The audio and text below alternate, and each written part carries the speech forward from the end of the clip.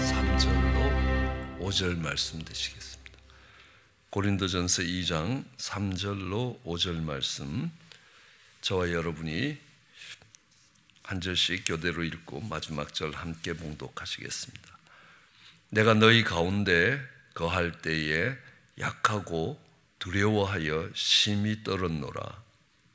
내 말과 내 전도함이 지혜에 권하는 말로 하지 아니하고 한 성령의 나타남과 능력으로 하려 하여 너희의 믿음이 사람의 지혜에 있지 아니하고 다만 하나님의 능력에 있게 하려 함이라. 아멘. 우리는 전도라는 것이 그러니까 하나님의 마음을 전하는 것이고 하나님의 사랑을 전하는 것이라. 그러면 어떻게 해야 되느냐라는 질문이 나오게 됩니다. 오늘 본문에 보면요, 내가 너희 가운데 거할 때에 약하고 두려워하여 심히 떨었노라. 내가 뭔가 뛰어나고 탁월하고 잘하기 때문에 했던 것이 아니라는 겁니다. 우리는 약하고 때로는 두려워하고 때로는 심히 떨었노라 라는 것이 됩니다. 그러나 내가 내 말과 내 전도함이 지혜의 말에 있지 않다는 겁니다. 내가 이 전도하는 것이 지혜의 말을 내가 잘하기 때문에 전도를 하는 것이 아니라는 겁니다. 지혜에 권하는 말로 하지 아니하고 누군가를 설득할 수 있는 설득력으로 하는 것이 아니고 오직 성령의 나타나심과 능력으로 했다. 우리는 성령이 오시면 우리가 권능을 받아 예루살렘과 사마리아 땅끝까지 내 증인이 된다라고 이야기하셨습니다. 그러니까 사도 바울이 그렇게 할 수 있었던 것이 연약하고 부족하고 또 때로는 두려워하고 때로는 떨리기도 했는데 성령의 권능에 의해서 성령의 나타나심으로, 이 나타나심이라는 것은 우리가 잘 알다시피 매니페스테이션이라고 이야기합니다. 내 속에 성령님이 있다는 것이 밖으로 드러나는 겁니다. 내 속에 악한 영이 있어서 그것이 발작을 일으킬 때가 있습니다. 그것을 악한 영이 드러나는 겁니다. 나타나는 겁니다. 영어로는 manifestation이라고 이야기합니다. 동일하게 우리 가운데 성령님이 오시면 그 지혜의 영이고 정말 사랑의 영이고 그런 성령님이 오셔서 내 가운데 성령님이 있다는 것들이 드러나는 것이 복음이 전해지는 것이고 전도가 되는 것이라. 성령의 나타나심과 그 성령이 공급하는 능력이 있습니다. 내가 동일한 말을 하더라도 상대방이 받아들이고 안 받아들이고는 달라집니다. 세계적인 전도자가 되었던 무디도 어느 날 사에라라는 어느 자매가 무디를 찾아와서 당신은 성령 받아야 된다고 하느며 말씀하신다. 그는 세계적인 부흥사였습니다 이미. 근데 자기 보고 성령 받아야 된다는 겁니다. 그러니까 이 무디는 굉장히 충격을 받았습니다. 근데 기도를 하면서 자신을 돌아보니까 자신이 성령 받은 체험이 없었다는 겁니다. 그래서 그때부터 기도를 하기 시작합니다. 그리고 그는 뉴욕 거리에서 자기 친구 집 앞을 지나갈 때에 성령이 임해서 그 친구 집에 가서 정말 뒹굴면서 그렇게 성령님이 자기를 찾아오는 경험을 했다. 그리고 이야기합니다. 나는 똑같은 말씀을 전했다. 내가 그동안 뭐가 달라져서 메시지 내용이 다른 건 아니다. 근데 수많은 사람들이 예수님을 영접하고 예수님께 나오더라. 난 이게 설명이 안 된다는 겁니다. 그래서 이것은 성령의 나타나심과 성령의 능력으로밖에 설명이 안 된다. 내가 그 전으로 어떻게 돌아갈 수 있겠느냐? 절대로 안 된다. 이 무디는 R.A. 토레이라는 분과 같이 사역을 했습니다. R.A. 토레이라는 분은 무디 바이블 스쿨의 이 첫 번째 책임을 맡고 이 신학교의 총장님으로 이렇게 많은 젊은 신학생들을 가르쳤습니다. 이 무디는 많은 대학생들을 도전해서 2만 명이 넘는 그 학생들이 온 세계로 선교사로 흩어질 때에도 늘 토레이를 앞장 세웠습니다. 토레이가 가서 집회를 인도하게 될 때도 너는 꼭 성령 받아야 된다라는 그 메시지를 전해야 된다. 그런데 이 R.A. 토레이라는 분도 뭐냐 하면 목사로서 어느 작은 교회에 담임 목사로 부임을 하게 됩니다. 그래서 열심히 목회를 했습니다. 그래서 한 200~300명 되는 교회가 2,000명이 넘어가는 교회로, 대형 교회로 커져갔습니다. 그런데 어느 날 자신이 성령으로 거듭난 경험이 없다는 것들을 인정합니다. 그리고 하나님께 기도합니다. 하나님, 정말 내가 성령의 경험이 없이 어떻게 이렇게 목회자로 이 사명을 감당할 수 있겠습니까? 이번 주일에 정말 이 설교를 해야 되는 시간까지 그런 체험이 없다면 이제 목회 설교를 그만해야 되겠다는 겁니다. 근데 주일 아침 해가 점점 밝아오는데 자기에게 아무 일이 일어나지 않는 겁니다. 그때에 정말 이제 새벽동이 틀 때에 말씀 하나가 생각나는 겁니다. 그게 뭐냐면 네가 믿고 구한 것은 받은 줄로 알라라는 겁니다. 그걸 맞다. 이 성경에 하나님이 약속하신 것이고 또 이 목회를 해가는데 또 하나님의 사역을 해가는데 성령님이 오셔야 권능이 나타나고 거기에서 증인된 삶을 살아갈 수 있는데 내가 그 증인된 삶으로 이 목회를 해야 되지 않겠느냐라는 생각으로 정말 믿고 구하지 않았느냐. 그래서 받은 줄로 알고 올라가서 그때 이제 주일 설교를 하고 내려와서 화요일 날 그가 자기 사무실에 앉아 있을 때 그 성령으로 거듭나기 시작하는 겁니다. 그는 이렇게 얘기합니다. 자기가 5, 6월에 정말 개처럼 혀를 내둘고 이 오피스 바닥을 2시간이 넘게 기면서 통회하면서 정말 그런 경험을 하고 나서 그가 달랐다는 겁니다. 그래서 어떤 집회가 있을 때마다 무디는 토레이와 같이 가서 토레이 보고 네가 성령 받는 설교를 하라는 겁니다. 그러니까 토레이가 나중에 화를 냅니다. 왜냐하면요, 아니 무디 선생님은 내가 성령 받는 설교 하나밖에 못할 줄 아느냐고 매일 그걸 시킨다는 겁니다.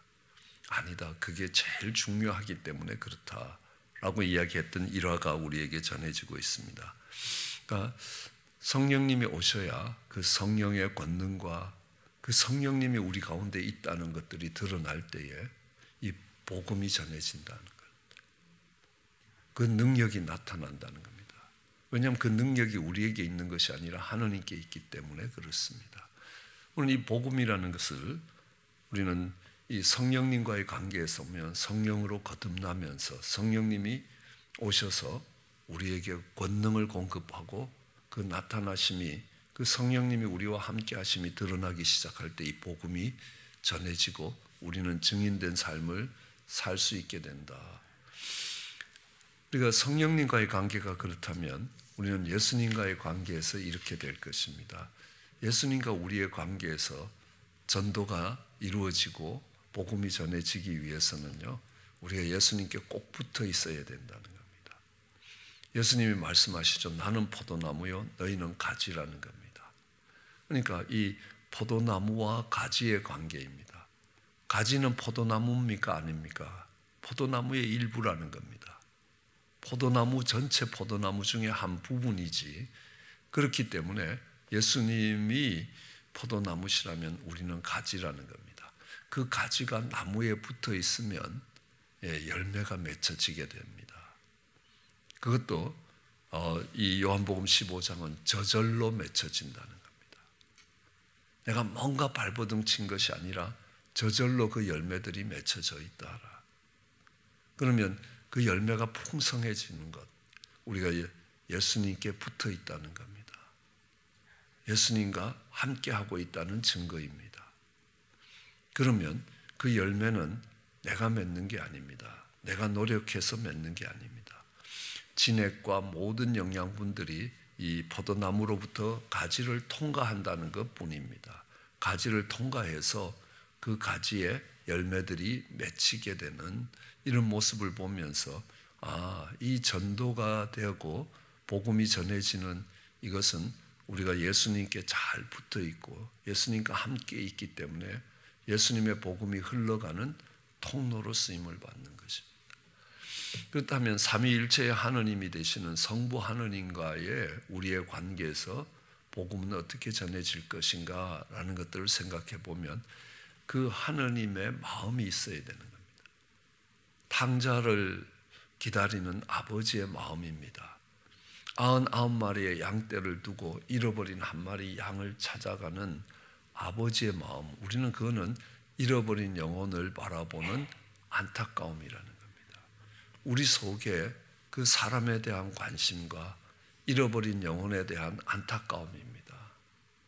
내가 어떤 것보다도 그것이 더 안타깝고 내 삶의 프라이오리티가 된다는 겁니다. 우선순위가 정립되게 되어 있습니다. 왜냐하면 그 일이 중요하다고 생각하고 내가 그 일을 이루지 못해서 안타깝기 때문에 그렇습니다. 그러므로 그 마음이 우리에게 있느냐라는 것들을 돌아보아야 합니다. 그래서 하나님 아버지와의 관계에서 우리가 복음을 전하고 전도자로 서고 증인된 삶을 살 수 있는 것은 그 아버지의 마음을 알기 때문에 잃어버린 자를 향하여 갖고 계시는 아버지의 그 안타까움이 우리의 마음이 될 때 우리는 전도자로 서게 된다는 것. 전하지 않고, 왜냐하면 우리는 잘 알고 있지 않습니까? 하나님의 형상을 따라 지음받은 인생이 정말 지옥불에 떨어져서 절규를 하는 이 부자와 나사로의 이야기에서 나오는 그 부자의 이야기를 우리는 잘 알고 있기 때문에 그렇습니다. 그를 지켜보는 하나님의 안타까움과 그 절규의 소리가 들릴 때 우리는 복음을 전하는 사람으로 세워지게 되는 것이라 라고 이야기합니다. 자, 이제 복음을 전하는데 어떻게 전해져야 되는가? 즉, 복음이 전해지는 여러 가지 방법들도 있습니다. 우리는 성도들이 함께 신앙생활을 해가는데, 그러니까 놀랍게도 내가 잃어버린 영혼을 찾아가서 정말 그를 예수님 앞으로 데려오는 일도 중요하지만 그거보다 먼저 선행되는 게 있습니다. 우리가 이루어가고 있는 이 공동체가 아름다운 모습으로 드러날 때에 복음이 전해진다라는 걸 알 수 있습니다. 많은 우리 다음 세대의 자녀들이 그러니까 신앙을 떠나는 이유가 교회에서 너무 처절하게 싸우는 것들을 많이 본다는 겁니다.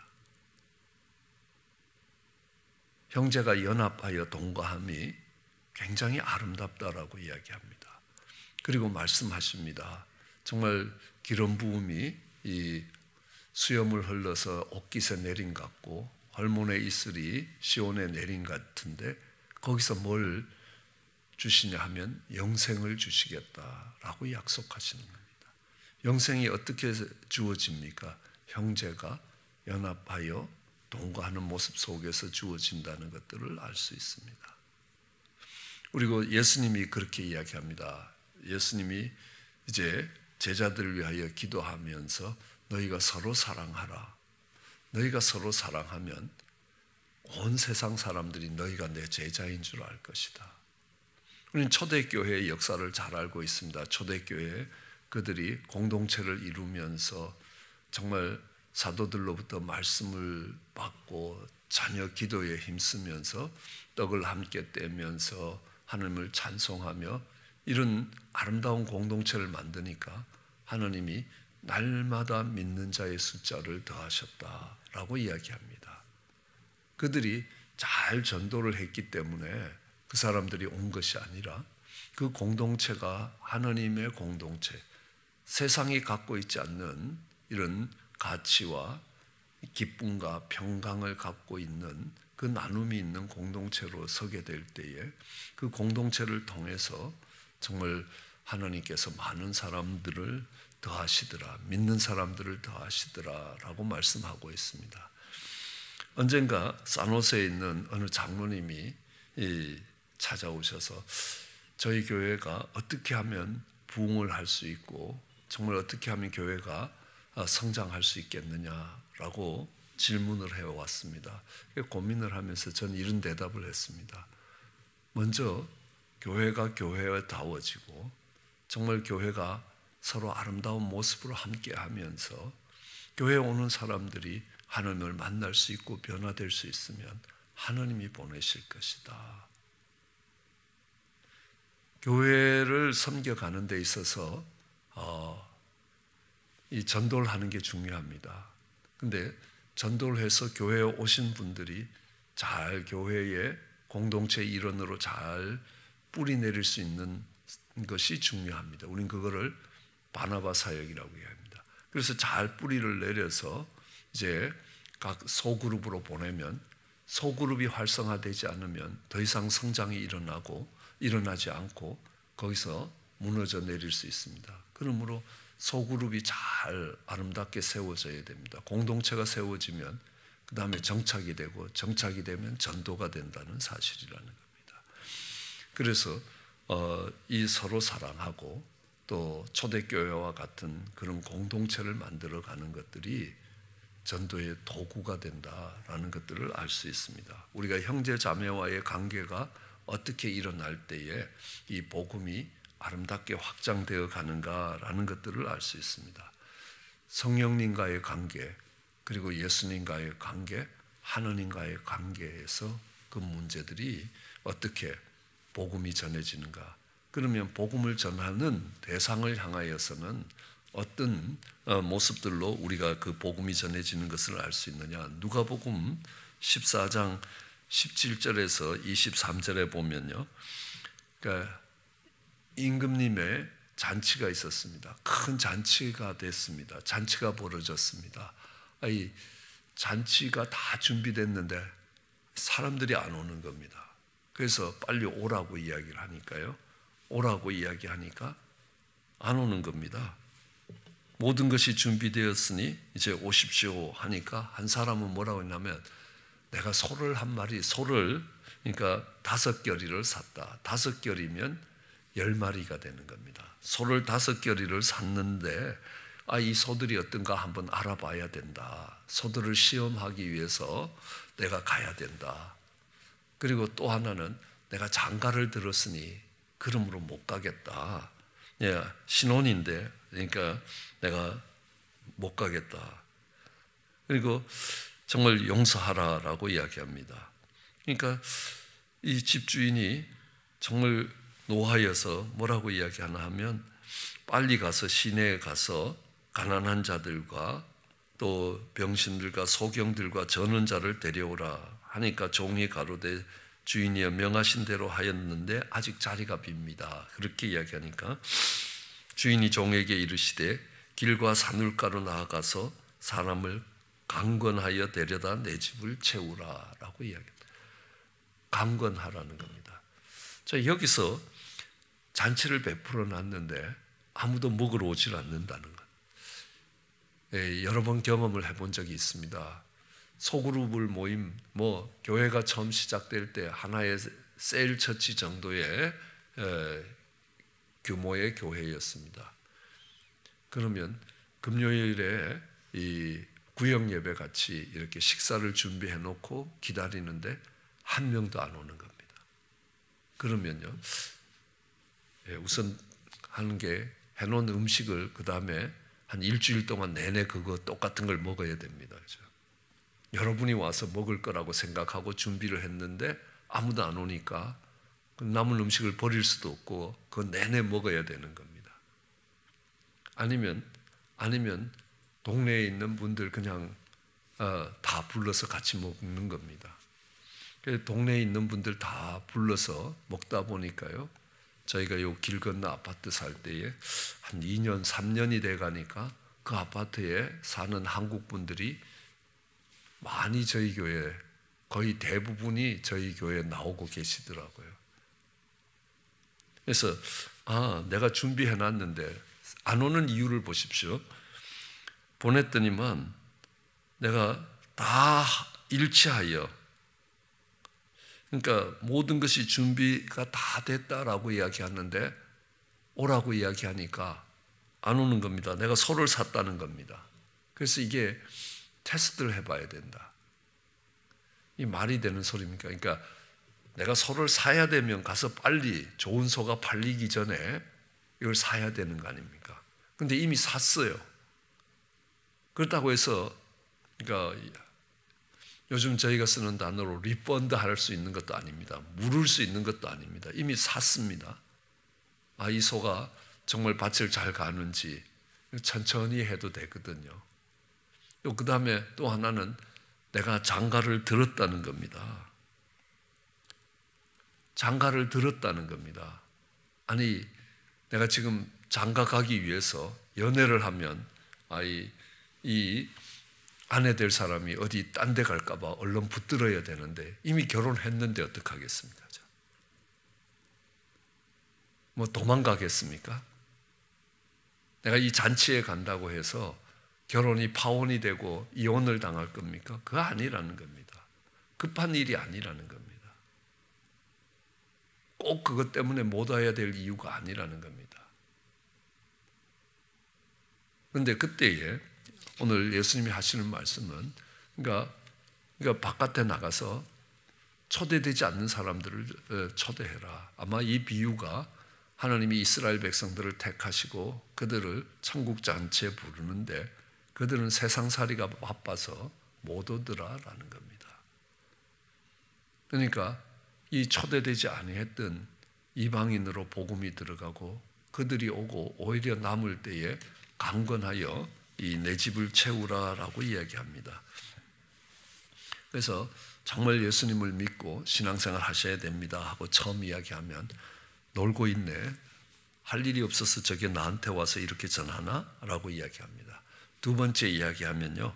교회 와서 헌금하라고 요즘은 이 불경기라고 그러더니만 교회가 난리를 친다고 생각을 합니다. 세 번째 와서 보면 야 내가 넘어가나 봐라. 이런 일 한두 번 당한 거 아니고 너들 맨날 뷰티풀 페스티벌 한다고 하는데 연중 행사지 그렇게 이야기합니다. 네 번째 하면요. 이놈 참 끈질긴 놈이네 라는 생각이 듭니다.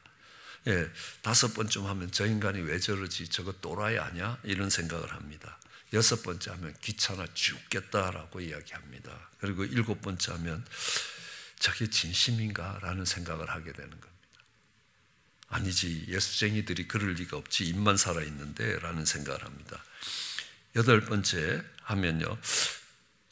내 삶에 내 인생에 관심이 없으면 이렇게 하기 어려웠겠다라는 생각을 하게 되는 겁니다. 아홉 번쯤 하면요. 죽은 사람 소원도 들어준다는데 산 사람 소원 한번 들어줄까 하는 생각이 들고요. 열 번쯤 하면요. 내 가족도 나한테 이런 관심을 보이지 않는데 이 관심을 보이는 이유가 뭘까 하고 따라 나온다라고 이야기를 합니다. 열 번째가 안 넘어가는 나무가 없다는 말을 듣고 제가 전도를 받았을 때 제 마음이 어떻게 바뀌는가라는 것들을 한번 적어봤습니다. 그러니까 그런 것처럼 이렇게 강건하여 내 집을 채우라라는 겁니다. 그리고 말 한마디를 해도 하나님이 그거를 전달시킬 수 있는데 어떻게 전달이 되느냐? 그러니까 똑같은 말을 하더라도 이게 다릅니다. 왜냐하면 집사님 열심히 기도하셔야 됩니다 라고 이야기해도요. 어떤 분은 목사님이 내 영적 상태를 염려해서 기도하라고 권면하시는구나. 내가 열심히 기도해야 되겠다라고 고마워하는 것도 있고요. 집사님 열심히 기도하셔야겠습니다 라고 이야기하면요. 지도 별로 기도 안 하는 게 나보고 기도하라고 그런다고 이러면서 이렇게 굉장히 시험에 들 수 있습니다. 근데 똑같은 말을 했는데 왜 반응이 다르냐는 겁니다.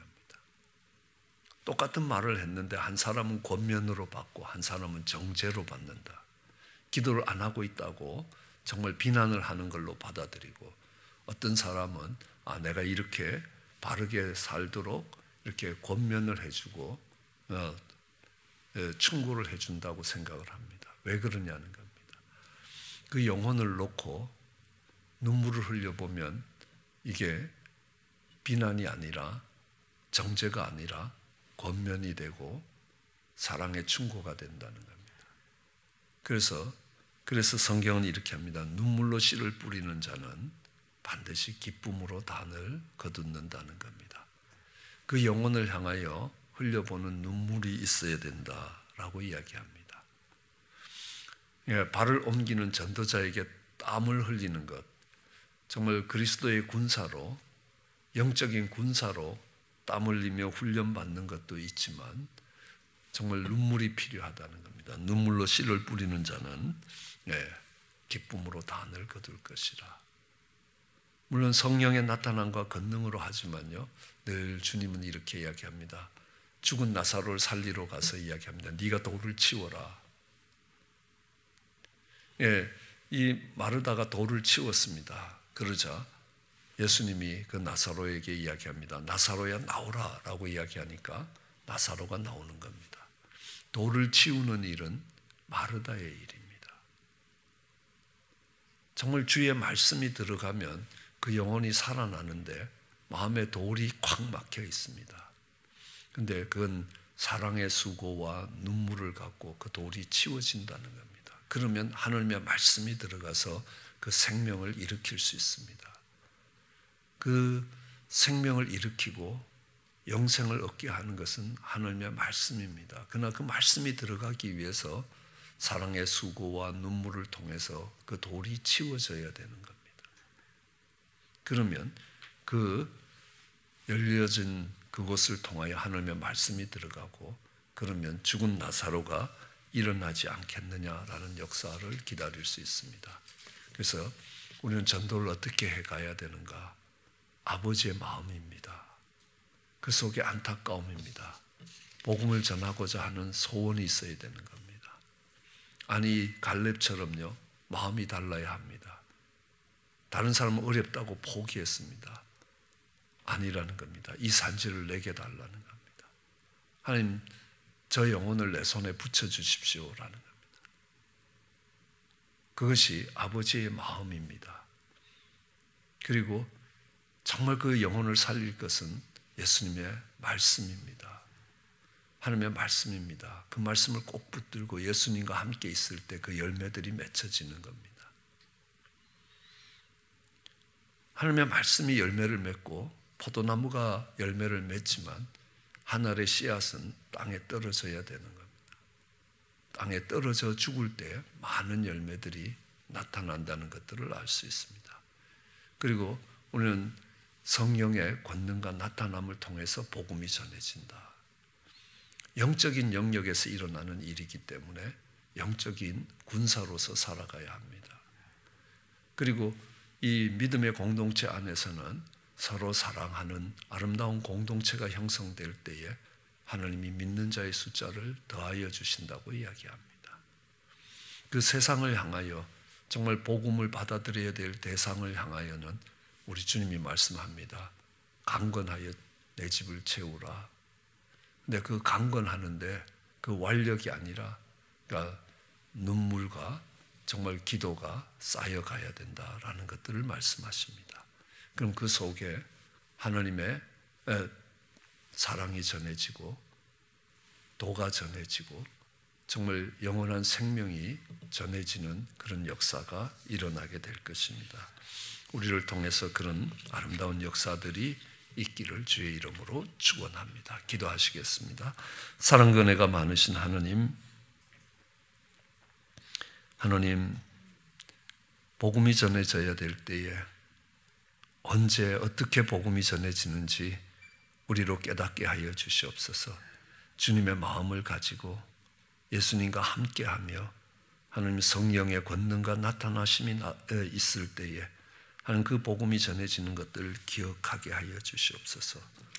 하나님 서로 사랑하는 가운데 형제가 연합하는 가운데 영원한 생명이 주어지는 것 알게 하여 주시고 또한 하나님 그 복음을 전하는데 강건하여 하나님의 집을 채워가는 저희들 되게 은혜를 더하여 주시기 간절히 원합니다.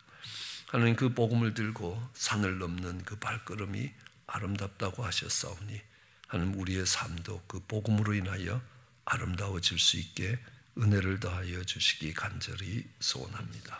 감사합니다. 예수님 이름으로 기도드렸습니다.